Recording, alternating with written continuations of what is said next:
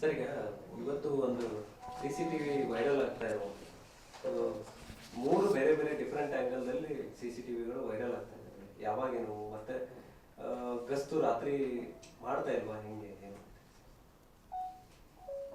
ಏನು CCTV ದೃಶ್ಯಾವಳಿ viral ಆಗಿದೆ.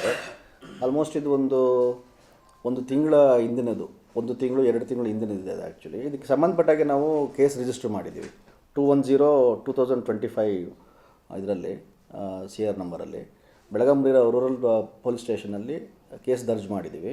Investigation ನಡೀತಾ ಇದೆ. ಮೊದಲನೇ ವಿಚಾರ, ನೀವೇನು ಕೇಳಿದ್ರಿ, ಗಸ್ತು ತಿರುಗ್ತಾ ಇದ್ದಾರೆ ಅಂತೇಳಿ. ಗಸ್ತು ಸರಿಯಾಗಿ ತಿರುಗ್ತಾ ಇಲ್ಲ ಅಂಥೇಳಿ ನೀವು ಆ್ಯಕ್ಚುಲಿ ಹೊರಗಡೆ ನಾವು KSISF ಪ್ಯಾಟ್ರೋಲಿಂಗ್ ಹಾಕಿದ್ದೀವಿ.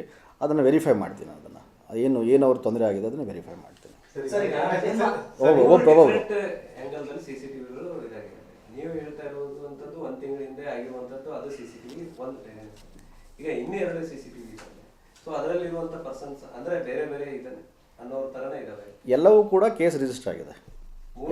ಎಲ್ಲವೂ ಕೂಡ FIR ರಿಜಿಸ್ಟರ್ ಆಗಿದೆ. FIR ಅಲ್ಲಿ ಒಂದು CCTV ಮಾತ್ರ ಉಲ್ಲೇಖ ಇದೆ. ಇನ್ನೊಂದು FIR ಆಗಿದೆ, ಅದು ಕೂಡ ಆಗಿದೆ. ನಿಮಗೆ ಬೇಕಾದ್ರೆ ಕಳಿಸ್ಕೊಡ್ತೀನಿ. ಅದು ಬೇರೆ ಸಬ್ಜೆಕ್ಟ್ ಕೇಳ್ತಾ ಇದ್ದಾರೆ. ಹಾಂ,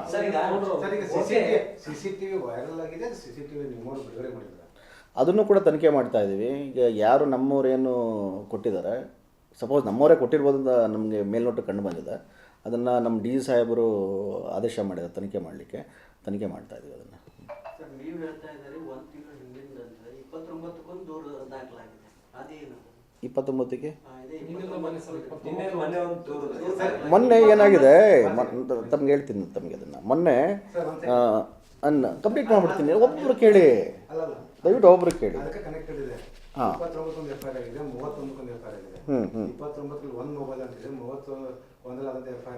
ಒಟ್ಟು ನಾವೀಗ ನಾನು ಹೇಳ್ಬಿಡ್ತೀನಿ ಕೇಳಿ.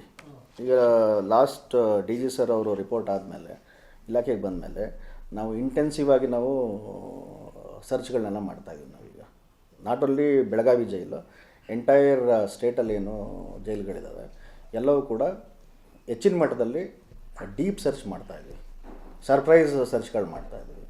ಸೊ ಹಾಗಾಗಿ ಈಗ ನಮ್ಮ ಬೆಳಗಾಂ ಜೈಲಲ್ಲಿ ಹೆಚ್ಚು ಕಡಿಮೆ 12 mobile, 1 charger, 5 charging cable, 1 adapter, 4 SIM ಇಷ್ಟು ಸಿಕ್ಕಿದೆ. ಒಟ್ಟು 4 FIR ಹಾಕಿದ್ದೀವಿ. ಸಾಹೇಬ್ರು ಒಂದು ನಿಮಿಷ, ಅದಕ್ಕೋಸ್ಕರ ಸಾಹೇಬ್ರೀಗ ನಾವೇನು ಸರ್ಚ್ ಮಾಡ್ತಾ ಇರೋದು ನೋಡ್ಬಿಟ್ಟು ಆ್ಯಕ್ಚುಲಿ ಅವರು ನಮ್ಮ ಸಿಬ್ಬಂದಿಗಳಿಗೆ ಸುಮಾರು 27,000 ರಿವಾರ್ಡು ಕೂಡ ಕೊಟ್ಟಿದ್ದಾರೆ. ಇದನ್ನು ಬಿಟ್ಟು ಕೂಡ ಎಲ್ಲ ಸೇರಿಕೊಂಡು ನಮ್ಮ ನಾರ್ತ್ ರೇಂಜ್ ಜೈಲುಗಳಲ್ಲಿ ಒಟ್ಟು 34 ಮೊಬೈಲು, 11 ಸಿಮ್ಮು, 13 ಚಾರ್ಜರ್ ಇಷ್ಟು ನಾವು ರಿಕವರ್ ಮಾಡ್ಕೊಂಡಿದ್ದೀವಿ.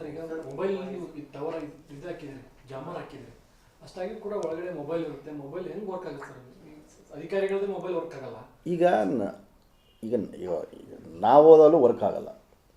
ನಾಟ್ ಓನ್ಲಿ ಜೈಲ, ಈಗ ನನ್ನ ಕ್ವಾರ್ಟರ್ಸ್ ಇದೆ, ನನ್ನ ಆಫೀಸ್ ಇದೆ, ಇಲ್ಲೂ ಕೂಡ ನನಗೆ ಸಿಗ್ನಲ್ ಸಿಗಲ್ಲ. ಇದೇನಾಗಿದೆ, ಎಲ್ಲವೂ ಕೂಡ ಮೊಬೈಲ್ಗಳಿವೆ, ಎಲ್ಲವೂ ಕೂಡ ತುಂಬ ಹಿಂದೆ ಬಂದು ಸೇರಿಕೊಂಡಿರೋವಂಥ ಆ್ಯಕ್ಚುಲಿ. ಅದನ್ನು ಅವರು ಇಟ್ಕೊಂಡಿದ್ದಾರೆ, ಅದನ್ನು ಬಳಸ್ತಾ ಇದ್ರಲ್ಲೋ ಗೊತ್ತಿಲ್ಲ. ಅದೆಲ್ಲ CDR ಮಾಡಲಿಕ್ಕೆಲ್ಲ ನಾವು ರಿಕ್ವೆಸ್ಟ್ ಮಾಡಿದ್ದೀವಿ. ನಾವೀಗ CDR ಮಾಡ್ತು ಅಂದರೆ ಏನು, ಯಾವಾಗ ಅದು ಸ್ಟಾಪ್ ಆಗಿದೆ, ಇಲ್ಲಿ ತನಕ ಯೂಸ್ ಆಗಿದೆ, ಅದು ಗೊತ್ತಾಗುತ್ತೆ ನಮಗೆ. ಜಾಮರ್ ವರ್ಕ್ ಮಾಡ್ತಾ ಇದೆ. ಹೌದು, ಇಲ್ಲ ಈಗ ನಮ್ಮ ಜೈಲ್ ಲಿಮಿಟ್ಸ್ಗೆ ನಾವು ಅದನ್ನು ಫಿಕ್ಸ್ ಮಾಡಿಸಿದ್ವಿ. ನಾವು ಅದನ್ನು ಈಗ 1 ತಿಂಗಳ ಹಿಂದೆ ಅಥವಾ ಯಾವಾಗಿದ್ರು ವಿಡಿಯೋ ಒಂದು ಕಡೆ ಆಗಿದೆ. ಈಗ ಒಳಗಿದ್ದವರು ಹೊರಗಿದ್ದವ್ರಿಗೆ ಕನೆಕ್ಟ್ ಇರಲೇಬೇಕು. ಸೊ ಅದನ್ನು ಯಾಕೆ ನೀವು ಕೈದಿಗಳ ಕಡೆ ಮೊಬೈಲ್ ಅಂತೂ ಸಿಕ್ಕಿದ್ದಾವೆ, ಸೊ ಒಳಗಡೆ ಮೊಬೈಲ್ ಬಳಕೆ ಆಗ್ತಾ ಇರುವಂಥದ್ದು ಗೊತ್ತಾಗುತ್ತೆ ಈ ಮೂಲಕ.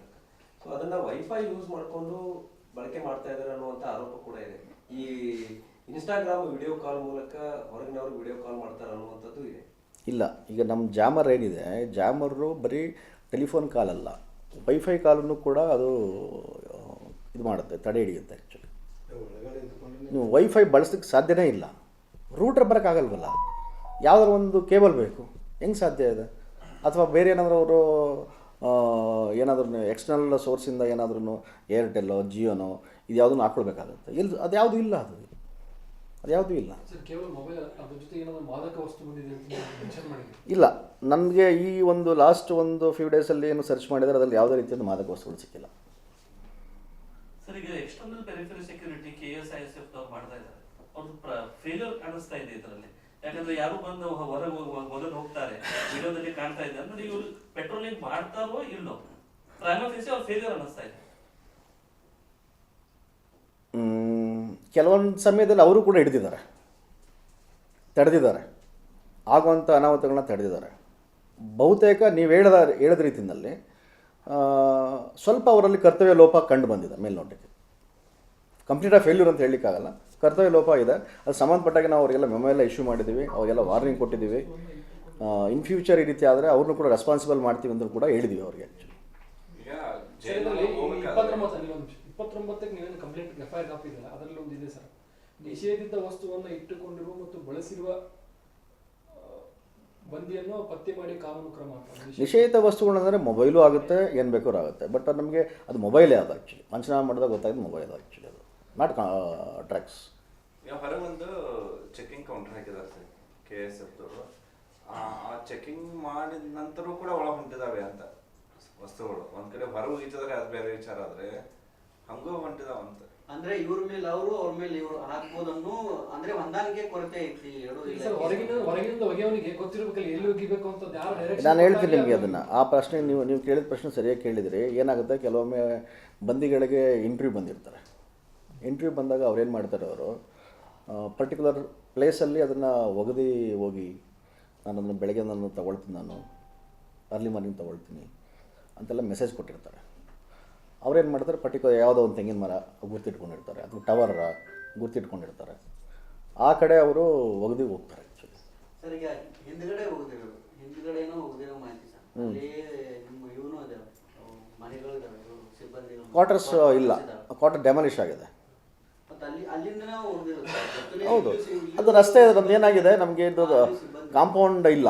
ಈ ಗಣೇಶ್ಪುರದಿಂದ ಏನು ದೊಂಬಿ ಕಾಲೋನಿ ಎಂದ ಕಾಲೋನಿ ದೋಬಿ ಘಾಟಿಂದ ನೇರ ಬಂದುಬಿಡ್ಬೋದು, ಇಲ್ಲಿ ನೇರ ಬಂದು ಒಗೆದು ವಾಪಸ್ ಹೊರಟ್ಬಿಡ್ಬೋದು, ಆ ಥರ ಪರಿಸ್ಥಿತಿ ಇದೆ. ಸೊ ಅದಕ್ಕೆ ಕಾಂಪೌಂಡ್ ವಾಲನ್ನು ಕೂಡ ನಾವು ಕನ್ಸ್ಟ್ರಕ್ಟ್ ಮಾಡಲಿಕ್ಕೆ ನಾವು ಇದೆಲ್ಲ ಮಾಡ್ಕೊಳ್ತೀವಿ, ಪ್ರಪೋಸಲ್ ಎಲ್ಲ ಕಳಿಸಿದ್ವಿ, ಆಗುತ್ತೆ ಸದ್ಯದಲ್ಲಿ ಅದು. Thank you. ಸರ್ ಇದು ಗಾಬರಿ ಕಡೆ ಏರ್ಟೆಲ್